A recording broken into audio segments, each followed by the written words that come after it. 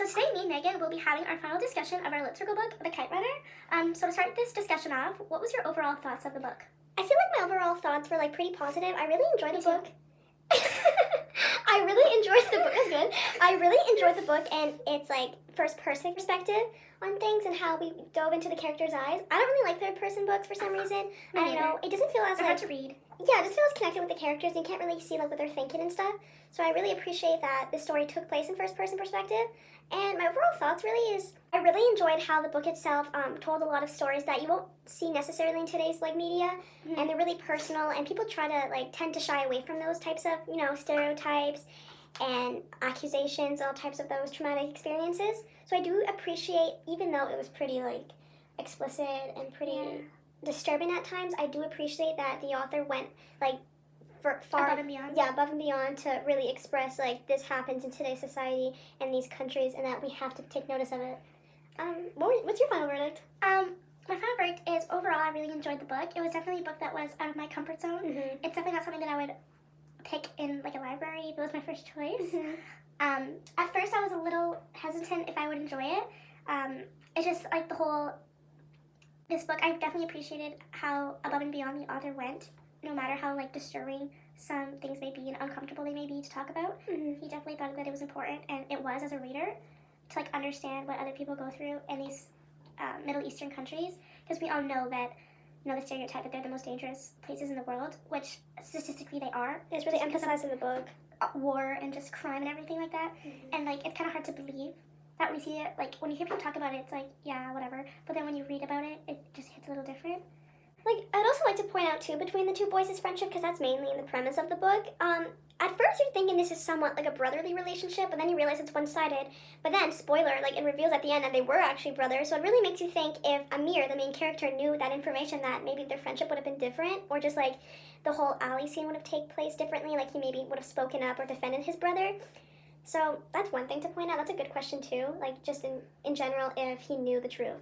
So if you wanted to go into like the quotes and specific one, I think the main one would be "for you 1,000 times over," because this was said at the start of the book by Hansen, who said this to Amir when he went to go receive the kite. And at the end of the book, Amir repeats it, but this time it's to Hansen's son, Sorab, at the end, where he's trying to retrieve the kite, and he says, "for you 1,000 times over." And that's probably honestly the most emotional scene for me, at least, especially when we watched the movie too, when we saw the scene take place. It was honestly heartbreaking to see how before in his childhood he never appreciated Hansen for doing that, but now he, took it in mind and, how do you say it, like almost remade like the whole sequence and for his son, because Hansen had passed away. So I think that was the most memorable. That's definitely an important one. For me, I would have to say something else. I definitely agree with you in your opinion on the most important passage. It's definitely portrayed throughout the book, and we do see different examples of it. Mm-hmm. But for me, I think an important quote that kind of stuck by me is the passage said by Hansen in the letter he wrote to Amir. It's when he said, "When you return, you will find an old faithful friend waiting for you." This sentence definitely hits a little harder after you've read the book and you've understood it, because at the time you're reading it and you're just thinking that his best friend's Hassan and he's going to go back to Pakistan and he's going to see Hassan.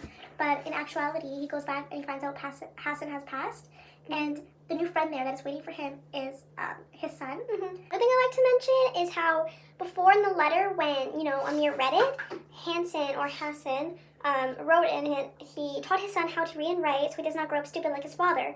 So it basically shows us that Hassan really wanted his son to be able to, experience things he never experienced as a child, because he was like a slave and a servant. He was, and he wanted his kid to grow up the life that Amir had. Yeah, Amir just didn't care about Hansen that much. So to prove like that Hansen was really a loyal friend and went like beyond like. Well, he was hardly even thinking about him. Exactly. He taught himself how to read and write just to specifically write letters to Amir, and that's just really touching and shows you like their loyalty and how Hansen always just loved Amir the way Amir did it to him. I'm gonna go back like from my most important line. It kind of ties in with the most memorable scene to me is when Amir is running towards the kite at the end to retrieve it for Sorab, Hansen's son. Yeah, I think we all have to agree. Whoever read the book, that's definitely the most memorable and impacting scene, which is at the very end.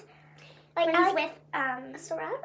Yeah. Mm-hmm. When he's with Hassan's son, he's still super timid and scared and just like learning new life, especially outside of Pakistan. And being trapped as whipped by the bad guys. Exactly, and he was a slave there, so now he still feels like he probably is, but Amir's really trying to prove to him that the world is perfect. And he isn't a slave, and he'll never be a slave for anyone. And how he's free.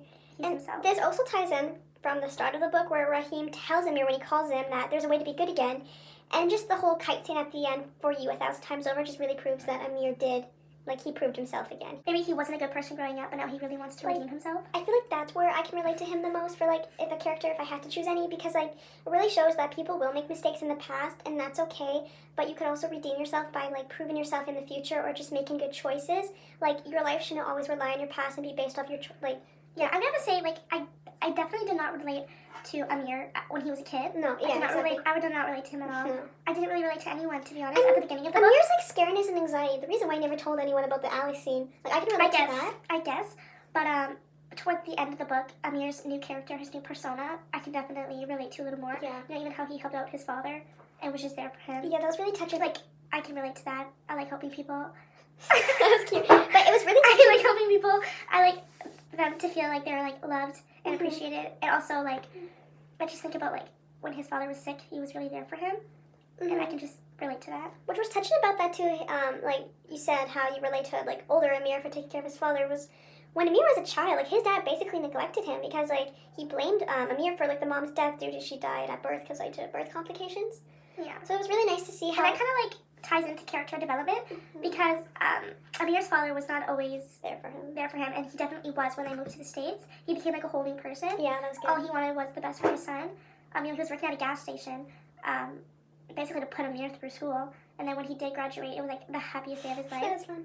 And I think that also, like, it's kind of relatable, not to me, but just to any father in general, to see their kids succeed and, you know, they would do anything for their children. And it was just really, like, nice to see his character develop into, like, a better man. Stuff I would say is just the overall storyline. I think it's super important that, you know, us individuals, that we explore this kind of genre in books and stuff, rather than just, like, always nonfiction, things that are just so unrealistic. For me, like I'm not trying to cut you off, but for the good stuff I find is the foreshadowing. Foreshadowing is really good in this book because at first you're trying to think to yourself, like, why does he care so much? There's a connection between Bubba and Hansen, and it makes you think, like, maybe there's beyond, like, Hansen being a slave, you know? Like, when he bought him a kite for his birthday, he was, like, such a nice, you know, father, but at the time, for us, we just thought he was, like, just kind of his best friend's dad. Yeah. So, like, that's kind of a weird relationship. Like, cute, but a little strange.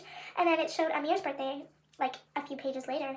And obviously he had a big party, but his dad didn't really treat him the same. He was more just treating him good because his friends were around him. Like, Bubba's friends were around, and he wanted to, like, you know, have the best party for his kid. But it wasn't, like, genuine. So moving along, we've kind of discussed the basics of the book overall. We're going to move forward now to connections that we can make between the book and what we've learned in class this year. So I'm kind of going to reference this back to, like, the salesman and how it's a tragedy, but, like, it's important to keep in mind that, like, a tragedy, like, the audience knows what's going to happen. Like, we know something bad's going to happen to Amir and his dad, or just, like, you know, the main character of the book. Like, obviously something. There's going to be a traumatic experience. Someone's going to die. Hansen in the alley, that was, like, the kickoff point, and we knew that it was going to lead to probably his demise, and which it didn't, which was nice. He had a family. Yeah. You know, he died because of his family. But, kind of his demise in the book, though, because when we did, like, move over to, you know, the Los Angeles where he was living. Like, we didn't talk about him anymore. Like, the tragedy itself, it's like every day people, like, struggle. Like, all kinds of people, like, either slaves or even, like business owners. That was Amir's dad. There's always problems in the world. And it was just really, like, how do you explain it? It just makes you, like, in retrospect, to, like, show you that just because your title or, like, you still struggle. You still go through things. You still go through things. You get the main idea that something bad's going to happen. And like, that's the point of a tragedy. Like, it makes you hope that the inevitable won't happen. I think about everything that we've learned in class. Kind of it reminds me a little bit of the story David. When, you know, it's two best friends doing something that they love. They don't think anything's going to go wrong. And this is kind of like Amir and Hassan at the beginning of the book. You know, when they were playing with their kites, they were the happiest kids in the world. Nothing could go wrong. And obviously something does go wrong, just like in David. So overall, I kind of think this story and the story in class, like, they kind of have a relation together when it comes to friendship.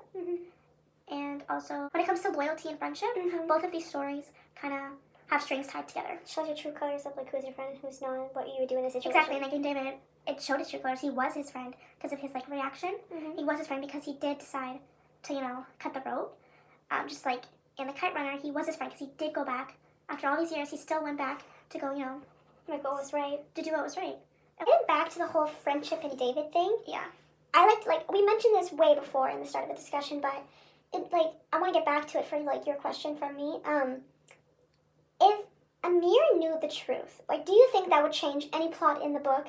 Like, if he knew Hansen was his brother? Like, do you think any outcome or situation or just consequences would have been... The alley scene would have been dealt differently. Yeah. I think he definitely would have ran in there, broke things up.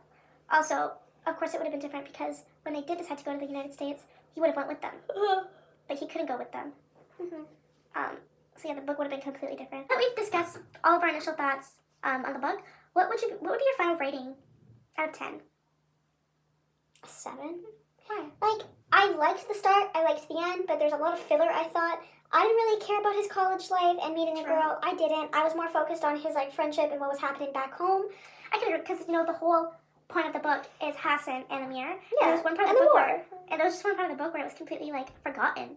And you kind of felt like you were reading a different book. But maybe that was the point, was us to forget about it, so when he did get that phone call and be It would be more reminded, like- we would be shocked as well, like, oh yeah, that did happen. Yeah. So maybe that was the main premise, I'm not quite sure. But Me, I would rate it an 8. I really enjoyed this book. As I said, it was something out of my comfort zone. Definitely would not be, like, drawn to it outside of school. I would recommend it to anyone who is interested in reading something that new, different, non-fictional but fictional at the same time, Yeah. and just wants to explore more like world issues. That's our discussion. Thank you for listening. I know we may be a little bit messy, but we tried our best to like stay on track and just discuss our, points of the book and Our overall thoughts. our overall thoughts about it. So thanks.